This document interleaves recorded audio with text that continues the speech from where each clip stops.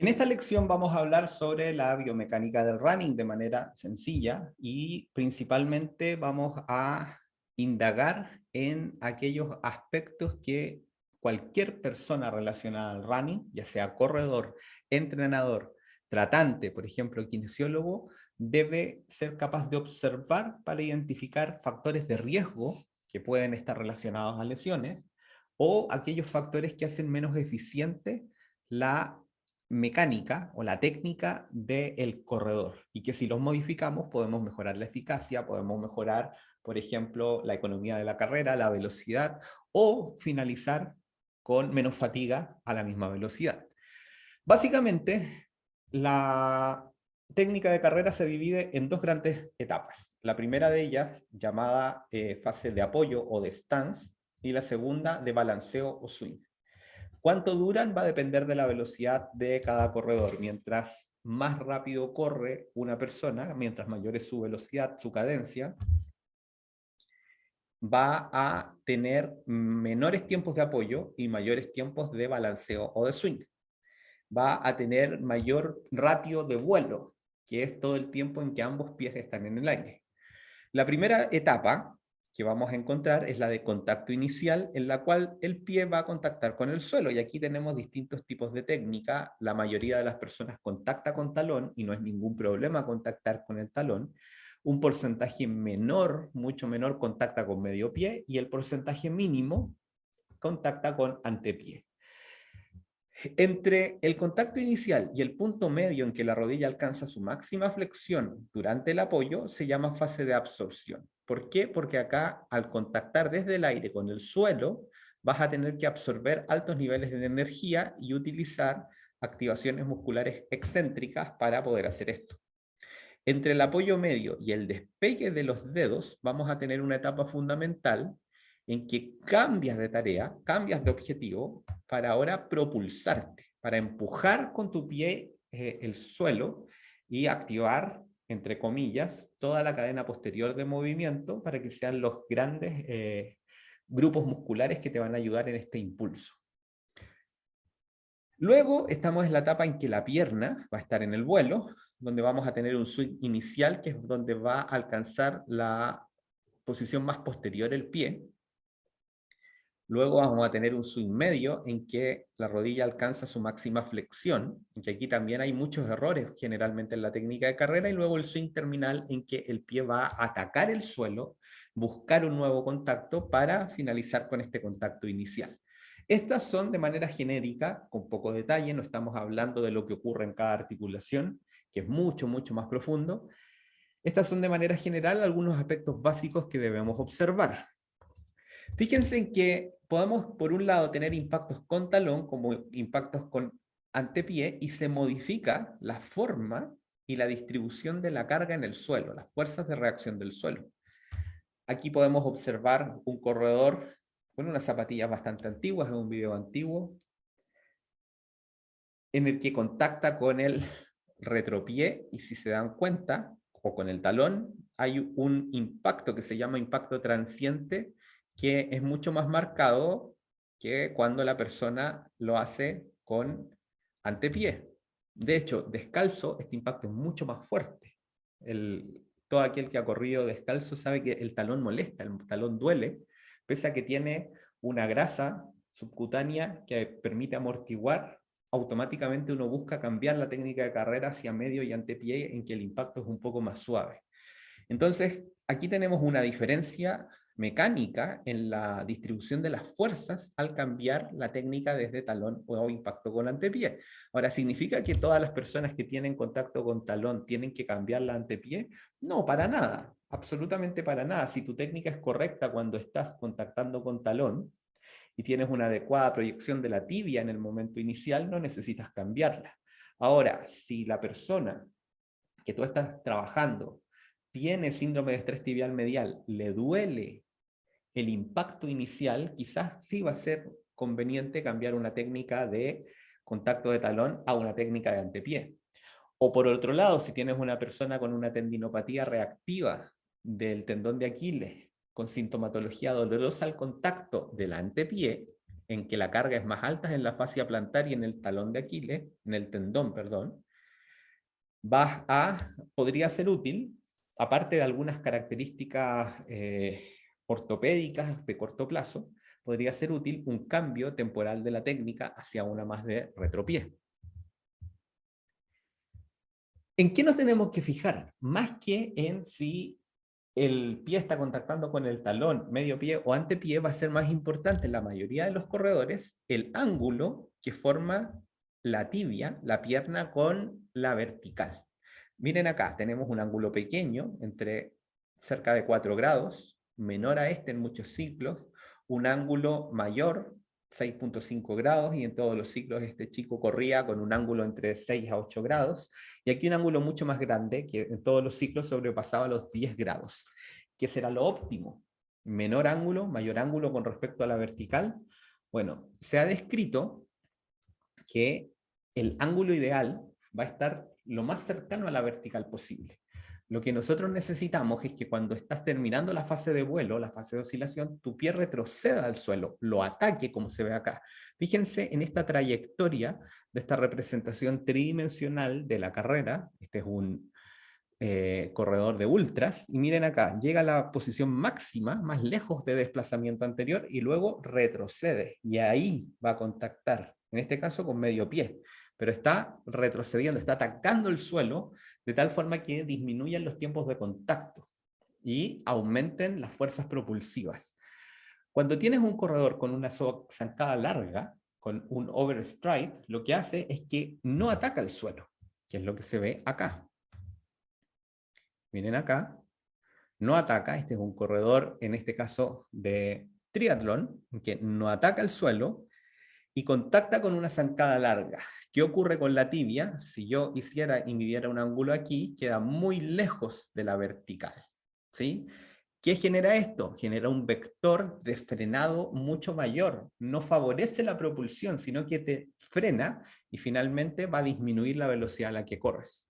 Entonces, independiente del tipo de contacto, ya sea talón, medio pie, antepié, es más relevante la posición de la tibia respecto a la vertical y si se ataca o no el suelo en esta fase. Así que tú puedes observarlo lateral al plano sagital, perpendicular a este, ojalá en cámara lenta, y vas a poder fijarte fácilmente en el ángulo en que está. Por ejemplo, ¿cómo podemos optimizar esto? Si yo le digo, mira, estás haciendo una zancada muy larga, trata de acortarla, voy a generar un foco interno en la persona, va a estar pensando en cómo contactar, en cada ciclo va a estar pensando a cada rato, y eso finalmente reduce la capacidad de aprendizaje motor. Nosotros tenemos que buscar optimizar finalmente las capacidades de la persona. Y hay una teoría que se llama Optimal Theory, que relaciona el foco interno de atención con el foco externo y además la motivación para el aprendizaje. Entonces, si tú le das autonomía, lo motivas, le das expectativas mejorables, dices que vamos a realizar un trabajo que te va a ayudar un montón, que va a ayudar a que gastes menos energía, que seas más eficiente en el tiempo, si trabajamos en conjunto, ¿cierto? Y si tu objetivo está orientado hacia allá, y le colocas un foco externo que se acopla a la acción, al objetivo que tú quieres lograr, que es modificar levemente el ángulo de la tibia en el contacto inicial, te centras entonces en la tarea, ¿sí? Te centras ya no en la pierna, no en el pie. Tu objetivo como entrenador o como readaptador va a ser, bueno, yo quiero mejorar este aspecto técnico, pero voy a diseñar una estrategia en que él se fije en otra cosa para mejorarla. Que se fije, por ejemplo, en un metrónomo, que se fije en un sensor que le esté mostrando el cómo está corriendo externamente, que se fije en un acelerómetro, que se fije en ciertos drills de carrera que le permitan mejorar este contacto. Esto aumenta el rendimiento y aumenta el aprendizaje motor. Entonces, en vez de estar pensando en su cuerpo, en que su pie está contactando mal o que su tibia está muy lejos, lo colocamos en una perspectiva externa, que mire hacia la meta, que mire hacia un objeto externo y puede optimizar esta técnica. Como, por ejemplo, los típicos drills de trabajo, en los cuales vas a buscar tiempos cortos de contacto y una mejor posición de la pierna con respecto a la vertical. Esto no es trabajo técnico como tal. La técnica de carrera se trabaja corriendo. Esto es trabajo que puede ser transferible a optimizar la técnica de carrera. Algo que ocupamos mucho en fuerza kinesiología es correr con un feedback visual.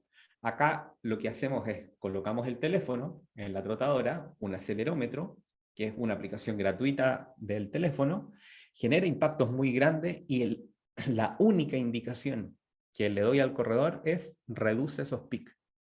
Es la única indicación, que esos pics que se ven máximos los haga más pequeños y empieza automáticamente a aumentar, por ejemplo, la cantidad de pasos por minuto. Entonces, si tú aumentas la cadencia, lo que vas a estar haciendo es disminuir la zancada, el largo, que cuando tienen falta de ataque es muy larga, disminuyen esta zancada, disminuyen este golpeteo, optimizan automáticamente la posición de la tibia con respecto a la vertical. Otra fase en la que suelen haber cierta déficit es en la fase de absorción. Y esta fase se caracteriza por qué vamos a alcanzar la máxima flexión de rodilla y además la máxima inclinación de la pelvis y la pronación del pie, que es algo normal y necesario.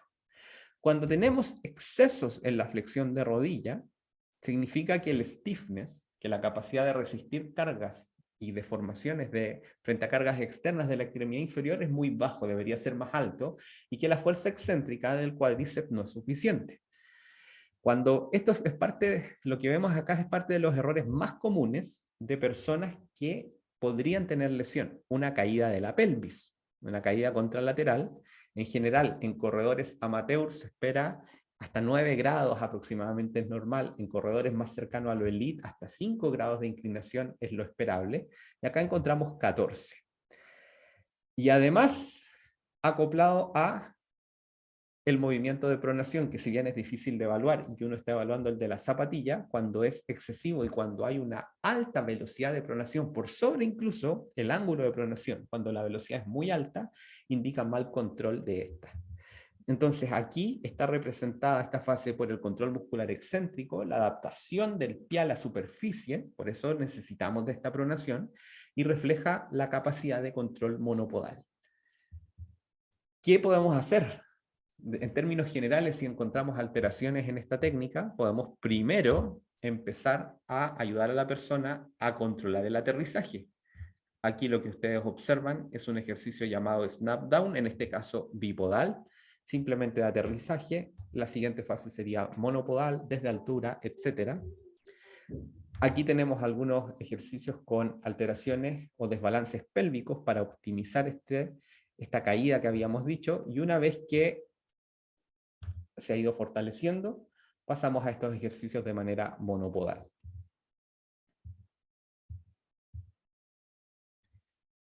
La última fase de apoyo es la fase de propulsión. Y aquí lo que vamos a observar es que el pie tiene que empujar con el suelo y se ha descrito que este ángulo formado entre el pie y la horizontal debería ser idealmente sobre los 60-65 grados y en la mayoría de las personas está bajo esto. La rodilla debería tener una leve flexión cerca de 5 grados y la cadera debería extenderse. Aquí deberíamos alcanzar la máxima extensión, ojalá cercana a los 20 grados e incluso más dependiendo de la velocidad, que es un típico déficit que uno encuentra en clínica. La energía que se almacena en la fase anterior debe ser utilizada para optimizar las fuerzas propulsivas. En esta fase, la musculatura intrínseca del pie y toda la cadena muscular posterior van a ser fundamentales. ¿Qué es lo que vamos a observar por posterior? Lo normal en esta fase es que nosotros primero, en general en el ciclo, encontremos que el pie entra en supinación, luego en la fase de apoyo medio prone y en la fase de propulsión vuelva a supinar. Esto habla de adaptación del pie a las superficies. Va a ser más importante la velocidad de pronación que el ángulo mismo, y esto puede ser medido con sensores como RunScript, que te entrega la velocidad de pronación de un sensor puesto en la zapatilla, por lo tanto es la velocidad de pronación de la zapatilla, pero refleja el control de la musculatura, y además cuánto tiempo está pronando. Si el tiempo de pronación es reducido, es muy bajo o excesivamente alto, habla de un mal control. En la fase de vuelo, nosotros nos tenemos que fijar en algunos detalles. Por ejemplo, cuando la pierna va hacia posterior, la rodilla debería formar un ángulo por sobre los 90 grados de flexión. Cuando está bajo esto, el pie pasa muy cerca del suelo y se llama patrón terrestre, es como que la persona fuera arrastrando el pie. Cuando el pie pasa muy cerca del glúteo, es un patrón aéreo excesivo. Es como cuando practican talón glúteo, que no es técnica de carrera y que no, tampoco es lo más eficiente para optimizar la fase de vuelo. Entonces aquí la musculatura de cadera y la musculatura de rodilla más una adecuada transmisión de fuerza desde el núcleo, desde el core, es fundamental para esta fase. Vamos a ver que necesitamos entonces que los isquiosurales estén trabajando adecuadamente y que luego la musculatura de cadera ayude al ataque y a posicionar el pie sobre el suelo en una futura fase de contacto inicial. ¿Qué podemos hacer? Transversal a las fases desde apoyo medio hasta esta etapa, porque piensen que mientras una pierna está en fase de oscilación, la otra está en el suelo. Musculatura intrínseca de los pies, aquí tenemos trabajo de disociación del hallux, que debería llevar una alta carga, un alto impulso, sobre todo en la fase de propulsión, y si no tenemos el movimiento del hallux, la persona no va a ser capaz de generar esta propulsión adecuada. Trabajo de musculatura intrínseca del pie, como puede ser el ejercicio de pie corto. Se ha visto ya existe evidencia que nos dice que el trabajo específico de la musculatura intrínseca del pie es capaz de optimizar la economía de la carrera. Trabajo de la musculatura, por ejemplo, tibial posterior en cadena cerrada para optimizar la posición del pie y esta relación supinación-pronación, supinación que vamos a encontrar. Pronosupinación en cadena cerrada y con cargas alternantes, que es más parecido a lo monopodal que va a ocurrir en la carrera. Son formas, estrategias que luego tú tienes que adaptarlas dependiendo de las características que pueda tener la persona con la que tú estás trabajando. Si necesitamos una adecuada propulsión, esta propulsión va a venir desde la musculatura del sóleo y de gastrocnemios, además de los isquiosurales y los glúteos. Entonces aquí estás viendo ejercicio diferenciado para sóleo de una pierna, la pierna que está superior, gastrocnemio la pierna que está inferior, trabajo específico de propulsión para mejorar la velocidad de generación de la fuerza y el ángulo del pie, como se observa abajo, y trabajo específico en este caso con déficit para lograr una mejor fuerza de gastrocnemio, específicamente, y en este caso con tempos controlados. Esto va a depender de las características de la persona con la que tú estés trabajando. Finalmente, podemos ver que también podemos optimizar la técnica de carrera a través de la saltabilidad, ya sea mejorando los índices de fuerza reactiva a través del drop jump, generando trabajos con sobrecarga externa de saltabilidad, o buscando trabajos que favorezcan más la velocidad por sobre la fuerza. Ahora, cómo diferenciar entre uno y otro va a depender de los perfiles de fuerza-velocidad de cada deportista. Entonces, primero debes evaluarlos y luego saber con qué foco trabajar desde el punto de vista pliométrico. Si necesitas reactividad, si necesitas mayor fuerza, si necesitas mayor velocidad. Y no podemos olvidar, obviamente, el trabajo en el cual solicitemos la musculatura del core, que es muy solicitada durante la carrera, y core más trabajo pélvico, para mejorar, ¿cierto?, esta relación en las fases, por ejemplo, propulsivas y de vuelo. ¿Qué ocurre si corremos en distintas superficies y si comparamos la carrera a nivel del suelo, uphill running cuando vas pendiente arriba o downhill running cuando vas pendiente abajo? Carreras pendiente positiva, o sea, uphill, la frecuencia del paso es mayor, hay menor duración de la fase de vuelo. En carreras a nivel y downhill running vamos a mantener similares tiempos de contacto y de vuelo, menor frecuencia del paso. En las carreras hacia arriba, uphill, vas a encontrar mayor activación y trabajo mecánico muscular que en las otras dos, y especialmente en musculatura de cadera. O sea, en corredores de cerro tienes que tener mucho trabajo de cadera y de fuerza alrededor de la cadera para optimizar la mecánica de estos, que es altamente cambiante, dependiendo del contexto, dependiendo del ambiente. Y en downhill running vas a encontrar un incremento de las fuerzas de impacto sobre la tibia. O sea, tienes que preparar a esa persona para ser capaz de resistir estas características. Entonces, en resumen, los errores más comunes de la técnica de carrera que vamos a encontrar en las fases de contacto, el overstride, vamos a encontrar este vector de frenada, mayor impacto. Vamos a encontrar también la rodilla con una extensión excesiva, la tibia que no esté vertical y una falta de acoplamiento del pie con el suelo.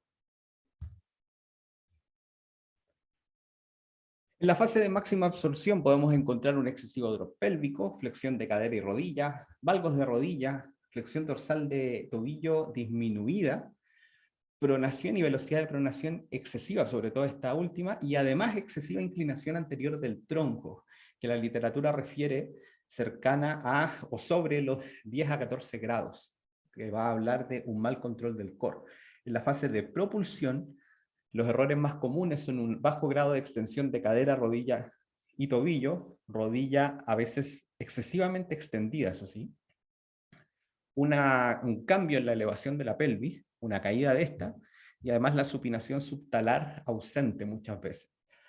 Y en la fase de oscilación, una falta de extensión, por ejemplo, de cadera y excesiva flexión en la fase de ataque, o falta de extensión, de flexión en la fase de ataque muchas veces cuando el patrón es terrestre, falta de extensión de rodilla y ausencia total de ataque. Ese es el punto quizás más importante. Entonces, el entrenamiento, readaptación de la técnica debe considerar el tipo de corredor, el ambiente del entrenamiento y la competición en la cual quiere participar variables biomecánicas como las descritas anteriormente, capacidad neuromuscular como lo descrito, por ejemplo, en el apartado pliometría, motivación del deportista, capacidad de aprendizaje motor, objetivos deportivos del corredor. Son todos estos para poder diseñar un plan de trabajo, ya sea para optimizar la técnica o para readaptarla cuando hay lesiones presentes. En la última clase, y la más breve, vamos a hablar de la relación entre técnica y economía de carrera.